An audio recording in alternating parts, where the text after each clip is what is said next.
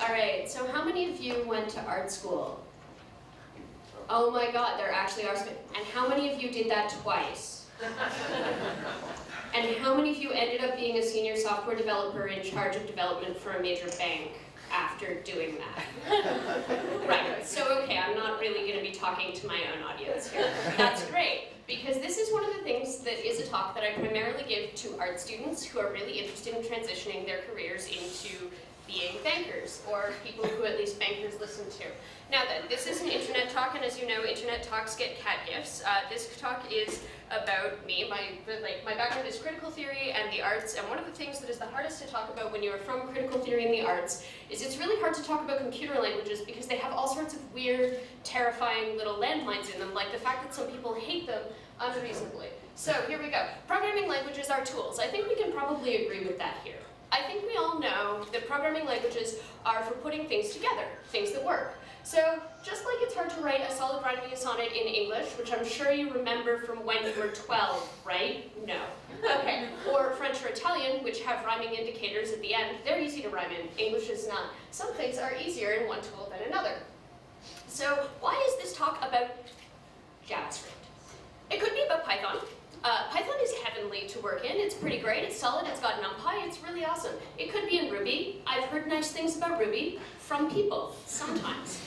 But it's not. It's not about those languages. Why not? Because I mostly work in JavaScript. I work in JavaScript for weird historic reasons, but basically, JavaScript is flexible, dynamic, widely supported. It has a lot of history, and it is popular to hate on.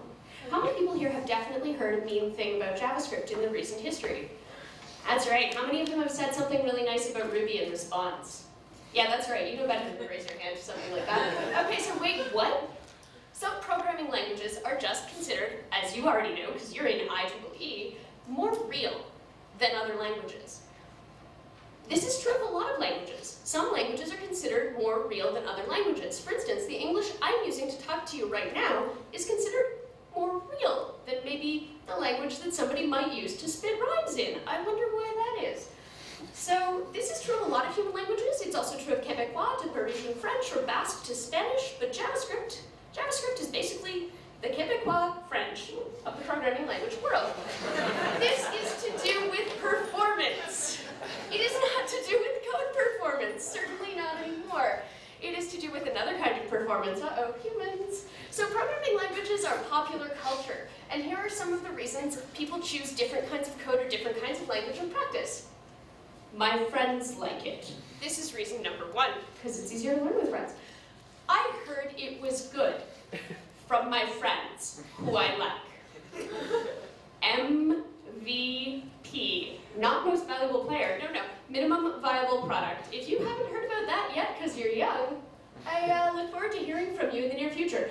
If you want to read more about how programming languages are popular culture, I highly recommend Reg Braithwaite's blog on the subject. He is also one of the better people writing about JavaScript these days. He's certainly much better than me. He works at PagerDuty.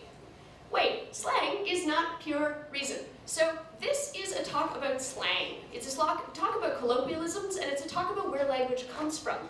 The thing is that programming languages and the people who write them like to pretend a lot of the time that they are engaged in pure reason. This is because they think feelings like ambition and anger are not actually feelings, which I really love, I've got to tell you.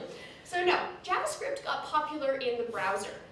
That's what makes it not a real language, is that you can see what it does as you go, so if you learn it a different way than math, then you can learn it, which automatically puts you into a weird human class structure full of politics, which is really difficult and is also why I love JavaScript, because I think that sort of thing is really neat. So, now people hate on it because you have to have a ton of frameworks, but previously it's not like C++ comes without libraries, right? Like you're not writing it raw right there in your, text editor? No, you're using an IDE, you get autocompletes, but people like to hate on JavaScript for having to learn Babel. Huh, that's interesting. Okay, so the big question here is how can I prove what I'm saying? That programming languages are a kind of popular culture and a kind of slang. And this is a good one that is better for art students and maybe less good for you, because I think you guys see the punchline that's coming, which is there isn't really a right answer. Like maybe try early return, but that's maybe it, right? So how do we write an if statement? And what does an if statement mean? Does anybody here, what do you think of when you think of an if statement? Is it a choice? Is it a way to link together different functions? Is it a way to link together something that might be an if this, then that return? Because there are all kinds of errors that you can get linking together conditional operators. And there are a lot of ways to write conditional operators. And a lot of them are really fun, because they're the basic way that you learn to program, right? You want to learn what to make the computer do when you're going to do it. So this is the first way most people learn to write an if statement in JavaScript. It might be familiar to you, it might not. We might be past this already. All of you might be onto constant let, and this might be a little bit dated. But this is the way most people learn, which is, at the start there, we have a thing. It's been declared.